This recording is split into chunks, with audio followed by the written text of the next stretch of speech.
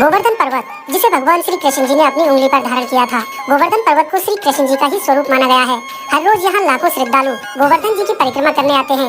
ऐसा माना जाता है कि गोवर्धन जी की परिक्रमा करने से मनुष्य का तन और मन दोनों ही स्वस्थ हो जाते हैं और मनुष्य तमाम व्याधियों से छुटकारा पाता है। गोवर्धन पर्वत के चारों ओर कई प्राचीन स्थान हैं, जो भगवान श्री कृष्ण जी की लीलाओं से संबंध रखते हैं। परिक्रमा करने वाले श्रद्धालु इन स्थानों के दर्शन करके अपनी परिक्रमा पूरी करते हैं। आज के वीडियो में आपको गोवर्धन के सभी प्रमुख स्थानों के दर्शन कराने वाले हैं। वीडियो थोड़ा लंबा है क्योंकि इसमें गोवर्धन के सभी प्रमुख स्थानों के दर्शन कराए हैं।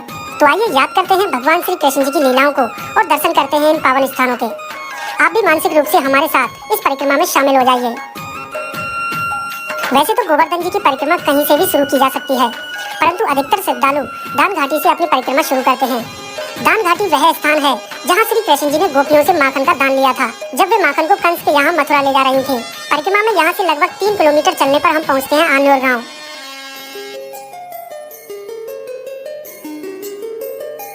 जहाँ संकर्षण कुंड के दर्शन होते हैं। यह कुंड भगवान श्री कृष्ण जी के बड़े भाई बलराम जी के नाम पर बनाया गया है। मान्यता है कि इसी स्थान पर भगवान श्री कृष्ण जी ने शंखचूड़ नामक दैत्य का वध किया था और उसके पास से समयंतक मणि को बलराम जी को भेंट किया था। बलराम जी का जन्म माता यशोदा के गर्भ से माता रोहिणी के गर्भ में संकर्षण द्वारा हुआ था, इसलिए बलराम जी को संकर्षण भी कहा जाता है। उन्हीं के नाम पर इस कुंड का नाम संकर्षण कुंड है। संकर्षण कुंड से थोड़ा आगे चलने पर हम पहुँचते हैं उस स्थान पर जहाँ श्री कृष्ण जी और ब्रजवासियों ने गोवर्धन पर्वत का जलाभिषेक किया था। यही वो कुंड है जिसके जल से गोवर्धन जी का जलाभिषेक किया गया था। ऐसा माना जाता है कि जलाभिषेक के दौरान 7 नदियों, 7 समुद्रों और 7 आकाश गंगाओं का जल इस कुंड में एकत्रित किया गया था। इस स्थान से आगे चलने पर हम पहुंचते हैं पूंछरी के लौठा नामक स्थान पर।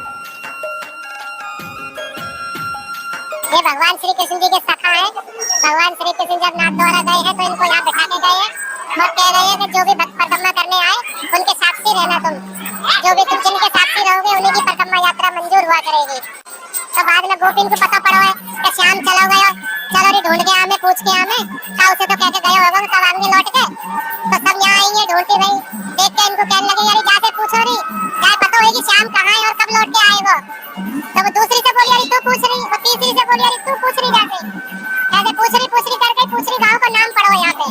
और ठाकुर जी लौट के ना आए जब से लौटा नाम इन्हें मिला है। यहाँ आपकी 4 कोस की परिक्रमा आदि हो जाती है। इसी स्थान के पास में है अप्सरा कुंड। इसमें उपस्थित श्री कृष्ण जी को अप्सरा बिहारी जी के नाम से जाना जाता है। पुजारी जी के अनुसार यहाँ श्री कृष्ण जी की लीला को देखने के लिए स्वर्ग लोक से अप्सराएं आईं और उन्होंने स्नान के लिए इस कुंड का निर्माण किया था। कुंड के एक तरफ महाप्रभु जी के शिष्य क्षीर स्वामी जी की बैठक है। कुंड के पास में ही भगवान नरसिंह देव जी का मंदिर है, जिसमें भगवान नरसिंह देव जी के दर्शन होते हैं। नरसिंह देव जी के मंदिर के पास में ही स्थित है श्रीनाथ जी का विशाल मंदिर। पूरे भारतवर्ष में श्रीनाथ जी के 2 ही मंदिर हैं, एक नाथद्वारा में और दूसरा गोवर्धन में। इस मंदिर में भगवान श्री कृष्ण जी के स्वरूप श्रीनाथ जी के दर्शन होते हैं। श्रीनाथ जी का प्राकट्य महाप्रभु जी वल्लभाचार्य जी के समक्ष गोवर्धन पर्वत पर हुआ था। इसके पश्चात महाप्रभु जी ने मंदिर का निर्माण करवाकर श्रीनाथ जी की सेवा शुरू की। लगभग 170 वर्ष पश्चात मुगल आक्रमण के दौरान श्रीनाथ जी को राजस्थान में उदयपुर से 50 किलोमीटर की दूरी पर स्थित नाथद्वारा में स्थानांतरित कर दिया गया। आज उन्हीं के प्रतिरूप विग्रह की सेवा गोवर्धन में स्थित इस मंदिर में की जाती है। मंदिर की समय सारणी आपके सामने है, इसी के अनुसार मंदिर के कार्यक्रम होते हैं।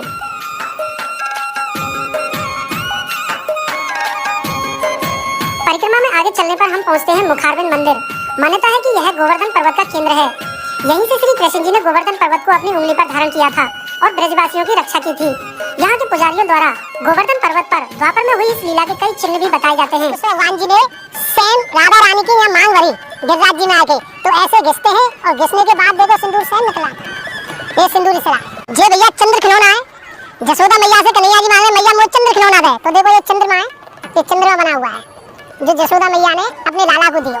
जे गोपेश्वर महादेव है, गोपी का और शेर का रूप धारण करके जब बलदाऊ जी ने महाराज के दर्शन किए तो इनका नाम पड़ गया लुकलुक दाऊ जी। यहाँ कन्हैया जी ने माखन मिश्री का मक्खन खाया था, आज भी इसमें मक्खन निकलता है। ये सुरभि गाय का खुर का निशान है। और जे कन्हैया जी ने बंसी बजाई थी, कंगली उंगली पे पर्वत धारण किया था, जो बंसी बजाई थी वो ये पैर है कन्हैया जी का। ये श्यामकरण घोड़े का पैर है, ये घोड़े का पैर है। ये श्यामकरण घोड़े का पैर। यहाँ से किशोर भवसागर से पार भये। जे उंगली है, जे दोनों अंगूठे के निशान है और जे उंगली बनी हुई है। जो शंख बना हुआ है सफेद वाला, ये बलदाऊ जी ने शंख बजाया। ये 16 सिंगारे राधा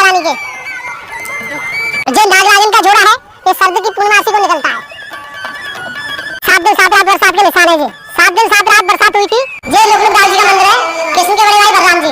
चंद्रशेखर पास वाले गांव में महाराज हुआ था, जैसे लोग के छिप के देखा। देखो ये पैर बना हुआ है, ये छाती है, ये मुख है, ये मोछ है, ये नेत्र है।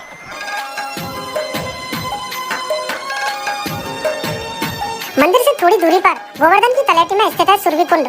श्री कृष्ण लीला के अनुसार इंद्र ने भगवान श्री कृष्ण जी से क्षमा मांगी।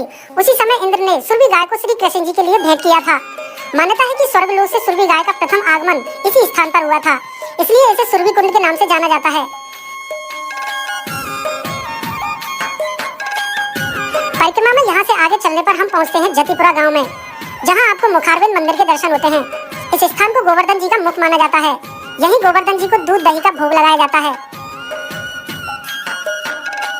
राज्य में 9 शिलाएं, ये सुंदर शिला है और यहाँ भगवान का श्रृंगार रखाया जाता है। सुंदर शिला है और दूसरा इनका जो मुख है वो ठाकुर जी का, गजराज जी का जो मेन सेंटर है वो यही है। और सामने महापुरुष जी वल्लभाचार्य जी की बैठक है, इन्हीं के द्वारा रचाया गया था पुष्टि मार्ग की सेवा। यहाँ महाप्रभु जी की 5वें नंबर की बैठक है।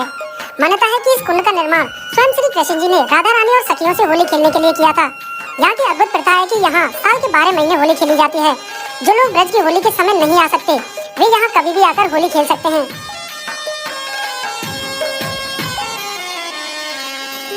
परिक्रमा मार्ग में मुखारबिंद से थोड़ा आगे चलने पर हम पहुँचते हैं गोवर्धन जी पर स्थित श्रीनाथ जी के मंदिर के समीप।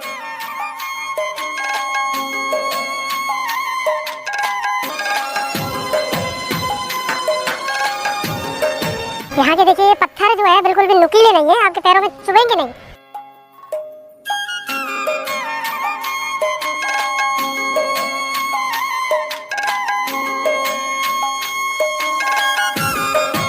ये श्रीनाथ जी का मंदिर है। भगवान श्रीनाथ जी का प्राकट्य आज से 550 वर्ष पहले श्री महाप्रभु जी वल्लभाचार्य जी ने केदार जी की कंदराओं में से कराया था। बाद में इस मंदिर का निर्माण कराया गया, जहाँ पे भगवान 150 वर्ष तक साक्षात स्वरूप से विराजे। इस मंदिर में ही अष्टसखा लोग बैठ के कीर्तन किया करते थे, जिनमें सूरदास, कुमनदास, नंददास, गुरु स्वामी, श्री स्वामी, परमानंददास, चक्रदास, कृष्णदास शामिल। बाद में एक राजा रायसिंह की लड़की अजय कुमारी, जो कि मेवाड़ उदयपुर की रहने वाली थी, उन्होंने 35 वर्ष तक भगवान की यहाँ भक्ति करी और भगवान को भक्ति करके यहाँ से उदयपुर राजस्थान ले जाने लगी। जब ब्रजवासियों ने भगवान को यहाँ से जाने नहीं दिया, उस समय भगवान ने ब्रजवासियों को वचन दिया कि रात्रि शयन करने के लिए, यानी सोने के लिए यहीं पे आऊंगा। फिर भी जब ब्रजवासी लोग मंजूर नहीं हुए, तो भगवान ने मंदिर के अंदर एक गुफा बन गई और गुफा मार्ग से यहाँ से नाथद्वारा पधार गए, जहाँ से आज भी रात्रि शयन करने के लिए यहाँ आते हैं। मंगला करते हैं नाथद्वारा में और शयन करते हैं ब्रज में। बोलिए श्री गिरिराज करने की। गोवर्धन जी की संपूर्ण परिक्रमा 21 कोस की है, जो 4 कोस और 3 कोस के 2 भागों में पूरी की जाती है, जहाँ 4 कोस वाली बड़ी परिक्रमा समाप्त हो जाती है। इससे आगे 3 कोस वाली परिक्रमा शुरू हो जाती है। यात्री परिक्रमा के दौरान कुछ देर यहाँ विश्राम करते हैं। यहाँ से आगे चलने पर आप पहुँचते हैं उद्धव कुंड। ये वही स्थान है जहाँ उद्धव जी ने श्री कृष्ण जी की 16,108 पटरानियों को सत्संग सुनाया था। प्राचीन ग्रंथों के अनुसार जब श्री कृष्ण जी भूलोक छोड़कर वैकुंठ चले गए, तब श्री कृष्ण जी की पटरानियां व्याकुल थीं। श्री कृष्ण जी की मौसी के लड़के उद्धव जी ज्ञानी होने के साथ साथ बहुत बड़े कृष्ण भक्त भी थे। यहाँ उद्धव जी ने 1 महीने तक कीर्तन किया और श्री कृष्ण जी की पटरानियों को सत्संग सुनाया, जिससे यहाँ भगवान श्री कृष्ण जी स्वयं प्रकट हुए और साक्षात दर्शन दिए। तब से यह कुंड उद्धव कुंड के नाम से जाना जाता है। इस कुंड पर केवल दिन के समय ही प्रवेश दिया जाता है।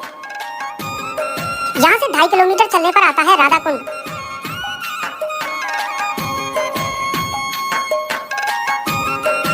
अब हम आ चुके हैं राधा कुंड।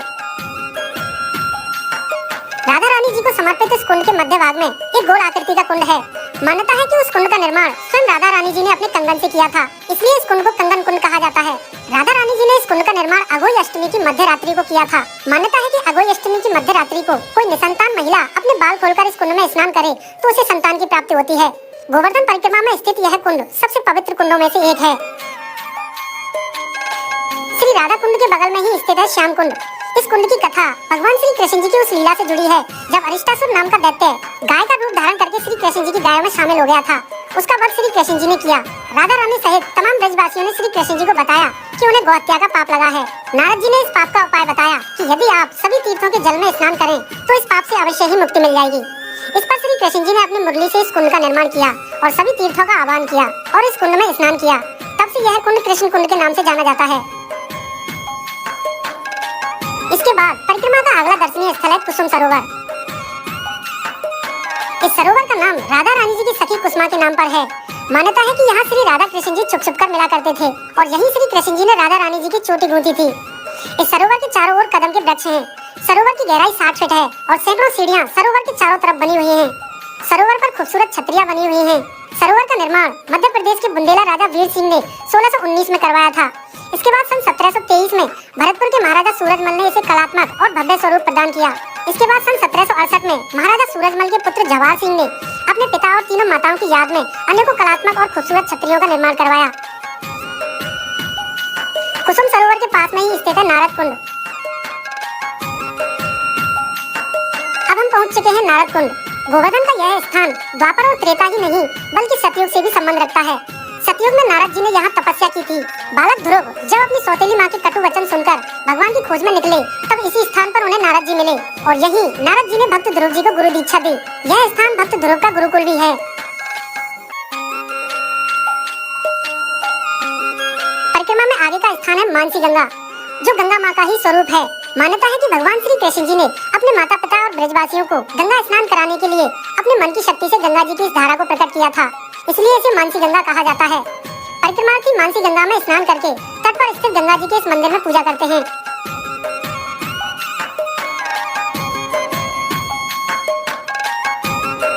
ये ब्रज के 4 महादेवों में से एक हैं।